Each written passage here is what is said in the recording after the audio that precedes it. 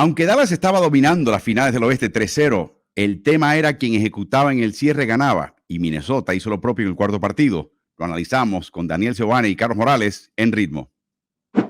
Pasemos ahora al choque de la noche, un choque en el cual habíamos mencionado en el pasado, en estos últimos días, en este espacio, que estaba con la llave de la puerta de la casa de Minnesota, Luka Doncic, Kyrie Irving y la ofensiva de Dallas. Sabían lo que venía contra la mejor defensiva de la liga, estaban perfectamente preparados, estaban preparados para hacer la opción B, la opción C, la opción D, y no así el equipo de Minnesota, particularmente cuando había que pasar a una segunda o tercera reacción a la acción de Dallas, particularmente las rotaciones y el cierre al tirador en los triples de esquina. Lo mencionamos acá. Lo que vimos desde el principio de este partido, Carlos Morales, fue un equipo de Minnesota que aprendió esas lecciones y que, francamente, de no aplicarlas, se jugaban la vida, ¿no? Sí, definitivamente que la defensiva fue mucho mejor, especialmente en esos primeros 3/4 del partido y en el momento en que ellos abren una pequeña brecha. Digo eso porque hay que hacer la acotación de que jugaron muy mal ese último minuto defensivamente. Tuvieron mucha suerte de que el triple y falta que le dieron a Doncic fallara el tiro libre, porque de haber estado el tiro libre la historia pudo haber sido distinta. Pero por gran parte del juego estuvieron defendiendo muy bien, estuvieron intercambiando marcas, estuvieron poniendo distintos jugadores a defender a Doncic, cosa que también es interesante e importante. Kyrie Irving no tuvo una buena noche y tú puedes decir, bueno, realmente no fue su noche, o puedes decir, hey, la defensiva de Minnesota lo apretó bastante. Así que yo creo que eso fue clave. Recuerda que una serie que está 3-0, todo el mundo piensa que está siendo dominada absolutamente por el que la está ganando 3-0, pero ninguno de los juegos anteriores se habían abierto. O sea, era cuestión de quién podía ejecutar o defender mejor en el clutch y ese hubiese ganado los partidos, y ese fue Dallas en los primeros 3 partidos, pero muy bien. La serie pudo haber estado de otra manera, 3-0, 2-1 a favor de Minnesota, porque dejaban escapar partidos por los detalles. Siempre se habla de que Dallas tiene los jugadores del cierre, que tienen a Kyrie Irving y que tienen a Luka Doncic, y que eso les da una ventaja. Pero lo cierto es que Minnesota tiene jugadores para el cierre que no estaban cerrando bien y que en el partido de anoche cerraron muy bien también para unir eso a la gran defensiva que jugaron. Así es, y Daniel, enfoquémonos en este principio del partido. Recuerdo haber visto a Anthony Edwards marcar con mucho ahínco a Luka Doncic al principio. Obviamente, si estás hablando de Luka Doncic, van a haber intercambios de marca. Jaden McDaniels terminó pasando más tiempo marcándolo durante todo el partido. ¿Cuál fue el enfoque particular en el caso de neutralizar a Kyrie por un lado y también a Luka por el otro? Yo creo, Álvaro, que lo primero que tenemos que resaltar de la defensa de los Timberwolves anoche fue la intensidad. Tú bien lo dices, Anthony Edwards defendió a Luka en las 3-4 primeras posiciones del juego, después lo asumió Jaden McDaniel, pero todo desde la intensidad y no tanto desde las reglas, no tanto preocupados si le hacen flash, si le hacen drop, si le niegan o no, que ayer por primera vez, coach, yo vi como Minnesota le estuvo negando incluso por arriba del balón. Luka estaba parado en la mitad de la cancha y Jaden McDaniel estaba prácticamente abrazado con él, dejando que el juego se tornara en un 4 contra 4. Pero sin duda el primer ajuste fue la subida en cuanto al nivel de energía de los Timberwolves. Eso me gustó. No tanto preocupado en las X y en las O, sino en estar enfocado en lo que hagan, hacerlo con un nivel de energía alto, y eso le dio mucho resultado en el primer cuarto, no solo con Luka, sino con Kyrie. Los limitaron muchísimo, apenas una asistencia entre los dos. Creo que terminaron 3 de 13 en ese primer cuarto. Luka incluso se intentó postear contra Anthony Edwards y no pudo. Otro ajuste que me gustó mucho, Álvaro, fue que cuando Rudy Gobert se quedó atrás en el pick and roll y Luka trató de meter, como dices tú, en el calabozo a Jaden McDaniel y a Anthony Edwards, ellos lograron ponerse por delante de Luka otra vez. Y eso no había ocurrido en los primeros 3 partidos de la serie. Y me mencionabas también, Daniel, que hay un patrón muy marcado en cuanto a la presencia en cancha en Luka en la primera mitad comparada con segundas mitades. Seguro, hay una estadística muy importante en cuanto al rendimiento de Luka en primeras mitades. Y eso habla de cómo él se guarda para el segundo tiempo del juego, energéticamente y defensivamente. Mira, en la primera mitad del primer juego iba a -12. En la primera mitad del segundo juego iba a -9. en la primera mitad del tercer juego iba ahí +3 y ayer iba -13 en la primera mitad. Esto es un claro patrón de cómo Luka y cómo Dallas quizá también se administran en la primera parte del juego para poder rematar, que fue algo que no pudo ocurrir ayer porque sencillamente Karl Towns y Anthony Edwards evitaron eso, sobre todo en el tercer cuarto. Doncic, 17 puntos en la primera mitad, 11 en la segunda. Carlos, yo no soy coach, veo a Luka Doncic que hace las dos cosas, ¿no? O está en la línea de 3 puntos y está jugando contigo para ver si penetra o no. O viene el pick and roll alrededor de la línea de 3 puntos y mete en el calabozo a su defensa. Y todo lo hace con calma. Todo lo hace con determinación. Él está dictando condiciones en todo momento. Cuando yo veo a un defensa de Minnesota marcar a un Luka Doncic detrás de la línea de 3 puntos, le pega un grito al televisor, márcalo completo. O sea, concédele la penetración. Porque total, te va a penetrar de todas maneras en cámara lenta. Entonces yo digo, ¿por qué por lo menos no le quitas el triple? ¿Por qué me equivoco? O sea, tácticamente estoy seguro que hay un error en pensar así, pero ¿por qué no marcar y quitarle el triple a Luka Doncic cuando está afuera merodeando 1 contra 1 contra un defensa de Minnesota? Bueno, yo te diría, Álvaro, que si yo estuviera como entrenador o asistente en alguno de estos equipos, le concedería el triple a Luka Doncic. Porque, sí, porque con lo que él con lo que él hace mella es penetrando la llave porque anota de 2 o hace asistencia prácticamente en cada posesión que va. El triple va y viene. Y el triple de Luka Doncic, para que tengas una idea, se fue. Cuando decimos va y viene, se fue en el clutch. Falló unos triples importantes en posesiones importantes. Doncic lanzó 4 de 11 de triple. O sea, intentó 11 veces y encestó 4. Pero como te dije, los que falló en los momentos claves del juego. A Kyrie Irving también lo obligaron a que tomara triples defendidos, 1 de 6. A PJ Washington parece que el perfume de las primeras 3 series se le ha ido acabando, porque aunque encestó 2 triples y aunque usualmente encesta triples importantes, ayer falló uno importante también y se fue 2 de 9.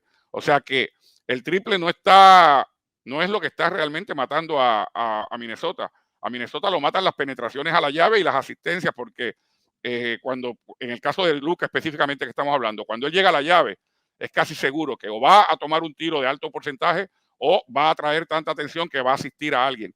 Y está asistiendo a los compañeros, no solo con los alley-oops, sino él sacando el balón al área de 3 puntos. Entonces, si yo fuera a concederle algo a Luka, estaría tratando de que no me penetrara y de que tuviera que tomar ese tiro un poquito más, claro, defendido, porque no le voy a dar el tiro completamente abierto.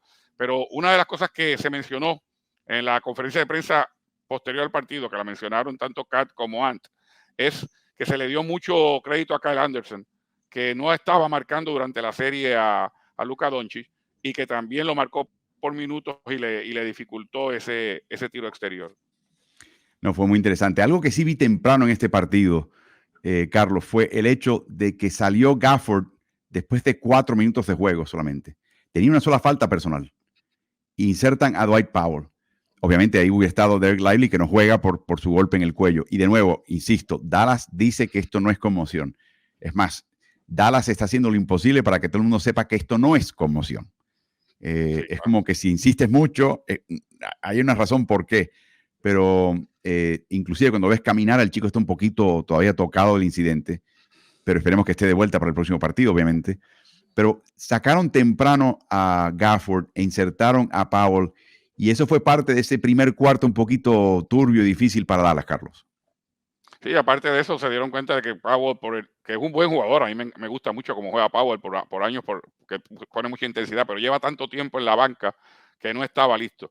Pero estaba menos listo todavía Maxi Kleber, que viene de una lesión, ¿no? O sea, hubo situaciones de jugadas sueltas, Álvaro y Daniel, balones sueltos, que era cuestión de alguien lanzarse al suelo para recuperarlo. Y Kleber dijo, yo para el piso, viniendo de una lesión. No, agárrala tú. Y eso le pasó factura. O sea, el no tener esa combinación de ese monstruo de 2 cabezas obligó a tener que ir a la banca con jugadores que no estaban listos. Y esos minutos le hicieron un efecto dañino a Dallas, pienso yo. Y son pequeñísimos detalles en un partido que se define por 5 puntos. termina la primera mitad empatada. De nuevo, nada nuevo bajo el sol, Daniel. En la segunda mitad, de nuevo, hay vaivenes. Los equipos no se empiezan a despegar particularmente. El tercer cuarto termina Timberwolves al frente por 5. Vuelve a tomar el comando en general. Hasta ahora, en esta primera parte del partido, ¿cómo ves a Anthony Edwards, que fue muy agresivo al principio del encuentro con su tiro? Sí, creo que fue un Anthony Edwards en el primer tiempo y un Anthony Edwards en el segundo tiempo. Y el segundo tiempo creo que fue más importante que el primero porque se puso a pasar la pelota. Hizo 9 asistencias en la segunda mitad. Empezó a tocar pintura, empezó a involucrar a sus compañeros. Lograron los Timberwolves que entraran en ritmo Cartown, que es sumamente importante para ellos. Gobert, le pudieron dar la papa en la boca a Gobert, Álvaro y Carlos, que es algo que es muy importante para ellos. Anotar puntos fáciles, que es lo que estaba haciendo Dallas en los 2 primeros partidos y un poquito del tercero cuando se lesionó Lively, para reforzar un poco lo que decía el coach en su comentario anterior. Los puntos de la pintura de Dallas fueron 62 en el primer juego, 54 en el segundo, con Lively en cancha. En el tercero, obviamente, disminuyó a 40 y ayer apenas 32. Entonces, eso es algo que le está faltando a Dallas y que ayer lo tuvo Minnesota. Los puntos fáciles, sobre todo de Gobert en el último cuarto. Creo que eso fue fundamental en la segunda mitad y sobre todo en el último cuarto que los Timberwolves no solo tuvieron los triples de Gobert, tuvieron los triples de Cartán, tuvieron los puntos fáciles de Rudy Gobert y vaya que fueron importantes porque era con el juego en la línea. Te das cuenta que son puntos fáciles, pero en cada partido hay 2 oportunidades bajo el aro que Gobert no aprovecha porque no agarra bien el balón, porque el pase está un poquito complicado o porque baja el balón y enseguida le tocan el balón. O sea, Gobert, por más que él pueda producir, es una persona relativamente limitada ofensivamente bajo el aro. Ahora bien, lo importante. Evalúenme, vamos a empezar contigo, Carlos. Evalúame a Karl Anthony Towns en lo que iba de serie y el principio de este partido, porque es el Karl Anthony Towns que estaba arrastrando algo por mucho tiempo. ¿Cómo lo viste? Mira, una de las cosas que se le criticó mucho a Karl Anthony Towns en los primeros 3 partidos de la serie, recuerda, fueron partidos cerrados. El que ganó Dallas por más puntos fue el tercero por 7 puntos, pero habían ganado por 1 y por 3 puntos los partidos anteriores. Y se le criticaba a Karl Anthony Towns que estaba viviendo demasiado del área triple y que no estaba penetrando. Y una de las cosas que hizo temprano en el partido fue que las primeras 7 veces que intentó fue hacia el aro, fue al canasto. O sea, atacó el aro temprano, agarró un poquito de ritmo. Las cuitas que estaba teniendo en cuanto a los tiros de 3 puntos ya estaban súper reseñadas, ¿no? Bueno, anoche se fue 4 de 5 y en los momentos cruciales del partido encestó 3 triples que prácticamente le rompieron el espinazo al rival. Hizo una asistencia también penetrando con Gobert. O sea, estuvo mucho más activo en el costado ofensivo y ni hablar del costado defensivo, donde también se metió en problemas de faltas personales temprano. Estuvo atacado por ese problema de faltas prácticamente todo el juego y aún así encontró la forma de producir y producir en grande, terminando con esos 25 puntos que anotó. Y tú que lo conoces también al ser asistente de Che García con la selección dominicana y estar con él en el elenco, Daniel, ¿no te extraña ver lo que viste? Yo a veces veo a un jugador, sin conocerlo, que es impulsivo, tira cuando él piensa que tiene confianza, no necesariamente en el contexto de lo que quería el equipo. Si lo encesta, no hay nada que hablar. Si falla, todo el mundo se fija un poquito en él. O sea, es una persona que sin querer llama mucho la atención con su juego y vaya que respondió en la segunda mitad. ¿Cómo viste este proceso de todo este partido con él? Bueno, algo que yo siempre le digo a los jugadores y hablo con ellos, creo que fue lo que le pasó a Cartown ayer. Y es la diferencia entre jugar bien porque anotas o anotas porque juegas bien. Y yo creo que ayer Carl anotó porque, como dice el coach, jugó bien. Fue agresivo, se fue para adentro, trató de ir a la línea, no le cobraron un par de situaciones en las que pudo haber contacto, empezando el juego una con Gafford y después otra en el último cuarto. Pero Carl jugó bien y después de eso anotó. Incluso metió un triple clave de la esquina que como tú bien lo dices, yo lo conozco y sé bien de dónde tira él y de dónde no. Y desde ahí él tiene 30%, que es desde la esquina izquierda. De hecho, en la serie venía 0 de 6. Y así que si tú me preguntas cuál fue el análisis de Cartown, yo creo que Carl jugó bien y por eso anotó. Por eso el juego lo premió, por eso tuvo los tiros limpios que no había tenido en la serie. sentado, como dicen en Dominicana, cuando tuvo tiempo y espacio y fue súper importante. Pero creo que no estuvo enfocado en tirar de tres y eso después, cuando el juego se los dio, los pudo tirar y los metió. Bueno, muy interesante todo esto. Le quiero preguntar a ambos, ese comentario de que yo lanzo 1.500 tiros de triple por día, ¿es algo que ustedes han visto? ¿Eso es factible? ¿O tú crees que se equivocó en la aritmética a Karl Anthony? Empezando contigo, Carlos. Bueno, él lo que dijo fue que entre un partido y el otro lanzó 1.500 tiros, o sea, que habría que haber tomado 700 y a lo mejor 750 ayer en la mañana, en la práctica de tiro.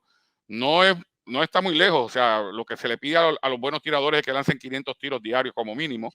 Algunos se le pone una cifra en cesta 300 tiros diarios de cierta magnitud, ¿no? Especialmente ese tiro exterior. Yo no te diría que es una cifra descabellada. Parece un poquito absurda, ¿no? Cuando tú la analizas, 1.500 tiros, ¿no? Pero si tú dices, bueno, si usualmente se le piden 500 tiros a algunos tiradores o a otros se le piden que se esté 300, tendrías que fajarte bastante y sudar bastante, pero cabría dentro de lo posible lanzar 750 tiros por día. Daniel.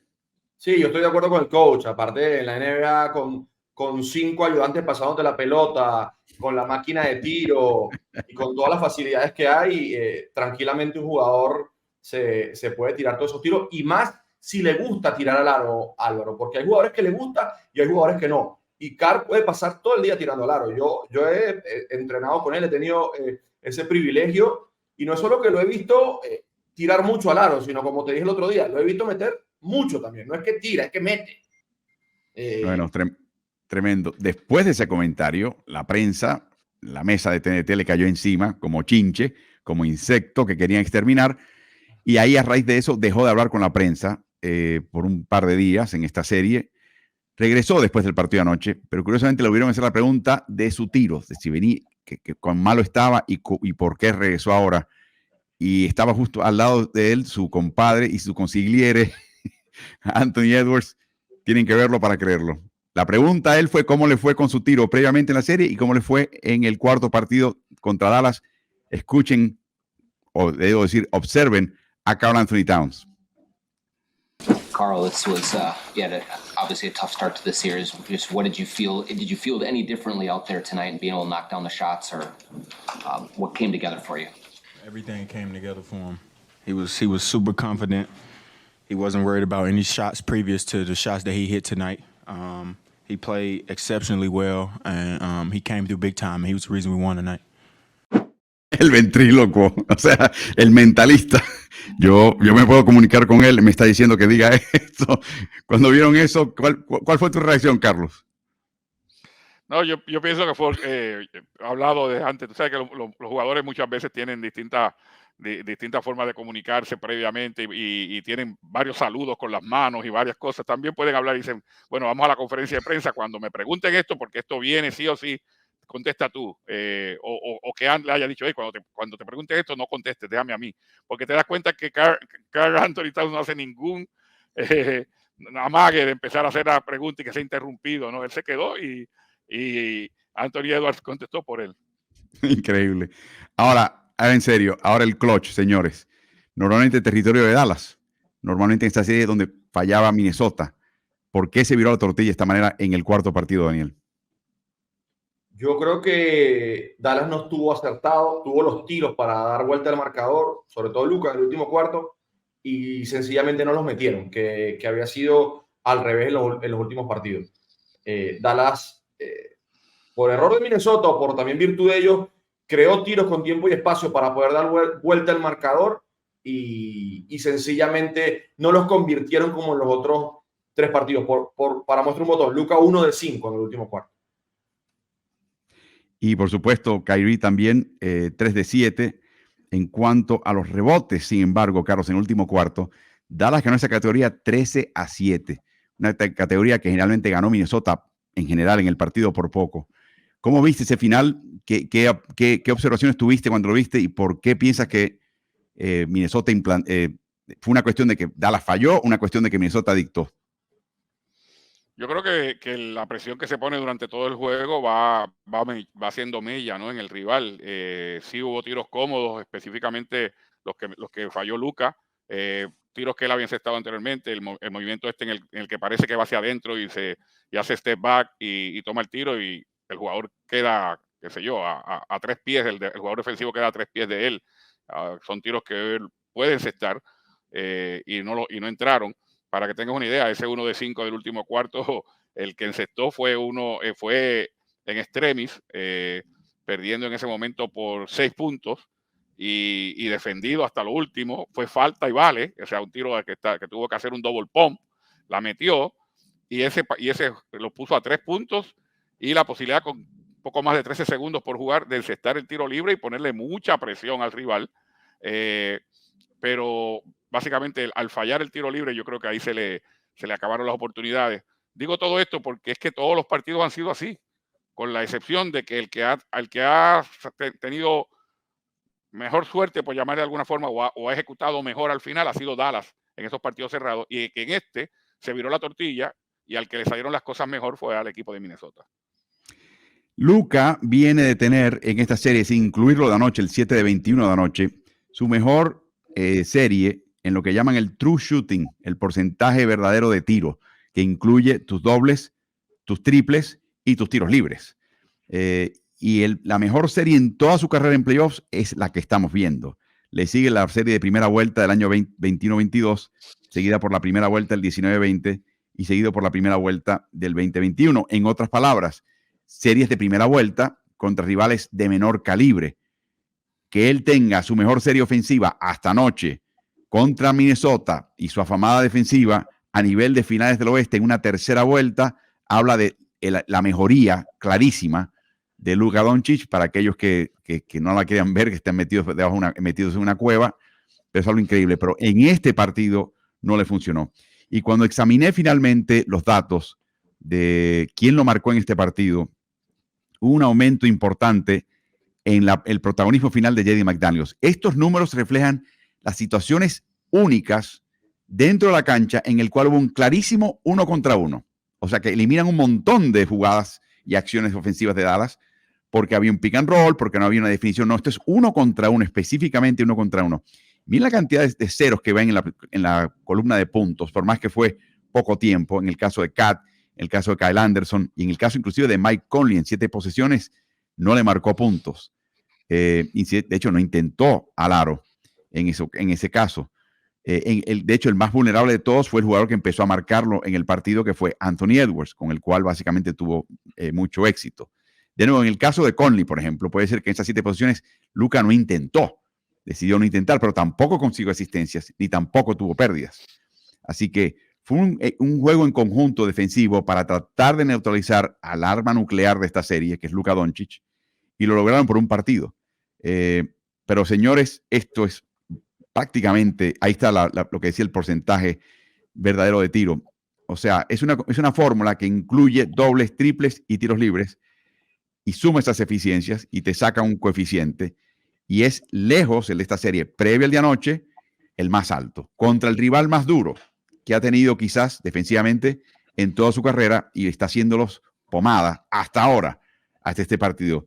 La pregunta que les voy a hacer no tiene respuesta, porque ninguno de nosotros somos adivinos, pero es posible, en el tenor de una serie de carros que mencionas que está para cualquier lado y que el que ejecute mejor al final sea el que gane, que pueda repetir esta dosis Minnesota 3 veces. Por lo menos por lo que hemos visto de esa serie, pensamos que va a ser no difícil superar el 0-3. Olvídate eso. Es definir en el clutch 4 partidos consecutivos a tu favor, sea Dallas o sea Minnesota. Sí, yo pienso, Álvaro, volviendo un poquito atrás a la gráfica de los minutos que cada cual defendió, recuerda que hiciste la aclaración de que son situaciones en las que él pudo atacar 1 contra 1 a alguien, porque por ejemplo el caso de Kyle Anderson aparece con un poco menos de 2 minutos defendiéndolo y realmente puede ser mucho más, porque el trabajo que hizo Kyle Anderson negándole la bola en media cancha y que tuviera que ejecutar otro, ya Daniel se había referido a eso. O sea, que tuvieran que jugar 4 contra 4, esos minutos no están sumados ahí y esa es parte importante de lo que es poder defender a un jugador tan dominante como es Luka Doncic. Pero yendo de lleno a tu pregunta, partidos que se definen en el clutch, y partidos donde una bola que se mete o una que se falla es la que determina quién gana o quién. Recuerda el partido que Naz Reid lanzó de triple totalmente abierto porque le hicieron el cierre en la penetración a Ant, la escupió, como decimos en el argot, y tiró totalmente abierto Reid, y venía del cestar, si no me equivoco, 7 de 8 en ese partido, y falló ese. O sea, así de cerca estuvo Minnesota de sacar uno de esos partidos, y eso quiere decir que cualquiera de los dos puede ganar. Yo obviamente respeto todas las opiniones de que la gente dice, no, pero los cerradores los tiene Dallas, en Doncic y Kyrie Irving. Bueno, los cerradores son tan buenos como el último partido que jugaste. Ahora mismo los cerradores los tiene Minnesota, porque Anthony Edwards y Cat fueron los que mejor cerraron el partido, si bien es cierto que Cat salió por faltando minuto y medio. ¿Por qué digo todo esto? Porque para mí la serie está mucho más cerrada de lo que ese 3-1 significa. Y yo creo que Minnesota, estando en casa, y si pueden jugar con esa misma intensidad y ese mismo deseo de no morir, pueden poner la serie 3-2. Y una serie 3-2 volviendo a Dallas, tú lo mencionaste a los principios de esta transmisión, le pone la presión total y absoluta a Dallas, de que tienen que acabarla ese día sí o sí, porque si no vuelven a Minnesota. Entonces, yo no veo esta serie tan abierta como la está viendo todo el mundo, si bien es cierto que Dallas tiene esa ventaja de 3-1 y que es cuestión de un desliz de Minnesota para que se acabe todo. Y a la pregunta que me hace, sí, yo creo que los argumentos están ahí, de que ambos equipos tienen buenos cerradores y que el mejor que cierre va a ganar el próximo partido. Y eso, como hemos visto, Daniel, ni siquiera hay garantía. ¿No? Uno pensaba que era Dallas y Dallas demostró que en este cuarto partido no podía. O sea, yo no puedo apostar por ningún equipo de que lo van a hacer. Lo que sí es difícil apostar que un equipo, sea Dallas o Minnesota, lo puede hacer por 4 partidos consecutivos, en el caso particular de Minnesota. Sí, por supuesto, Álvaro. Como dice el coach, la serie está súper cerrada, los resultados lo demuestran. Y está mucho más cerrada aún si Lively no juega. Porque Lively es el factor X de Dallas. En esta serie está promediando doble-doble. Tiene 1000 de true shooting, Álvaro. Tiró 13 dobles, metió los 13. Tiró 6 libres, metió los 6. Hace casi 3 asistencias por juego. Si fuese Dallas, estaría mucho más preocupado de lo que la gente piensa, porque el factor Lively ha sido clave y lo demuestran los números. El offensive rating de Lively es de 199. Esto quiere decir que por cada 100 posesiones que Lively está en la cancha, en esta serie, Dallas hace 199 puntos. Es una exageración, Álvaro. Eso es 2 puntos por posesión. Exactamente. Esa es una estadística que yo nunca la había visto. Lively está más 137 en los playoffs. Y no solo estadística, sino que es un motor súper importante. Tú lo decías, Powell estaba en la cancha a los 4 minutos, pero es que es la rotación a la que está acostumbrado Jason Kidd, porque a los 4 minutos pone a Lively. ¿Y cómo no ponerlo? Entonces creo que ese es otro ajuste que va a tener que hacer para el quinto juego, porque con todo el respeto que Dwight Powell se merece, yo estoy de acuerdo con el coach, que es un tremendísimo jugador, pero no juega desde marzo y no es ni cerca lo que es Dereck Lively para este equipo. No, la factor Lively es increíble. O sea, todo ese titubeo que siente Gobert en la jugada del calabozo y tratar de premiar a Liup o salirle a Luka o a Kyrie, en realidad uno dice, bueno, eso es Kyrie y eso es Luka Doncic. No, es Lively. Le tienen pavor a Lively. Están viendo estos mismos números y están diciendo, espérate, este tipo es una bestia. Hay que controlarlo acá. Y total, Luka va a conseguir sus puntos. Sea lo que sea, Kyrie va a hacer lo propio también. Pero ha sido un factor enorme y de nuevo, esperemos que esté de vuelta en el próximo partido. Yo quiero que todo el mundo juegue, que nadie sea ausente para que el espectáculo sea mejor. Obviamente, ciertas personas que siguen a Minnesota quizás no estén de acuerdo con mi parecer, pero bueno, veremos qué pasa. Va a ser un gran partido. Hay que esperar ahora 48 horas. Hay una noche sin partido esta noche, porque Boston liquidó la suya contra Indiana, y de eso lo haremos ahora a continuación. ¿Y tú? ¿Estás en ritmo?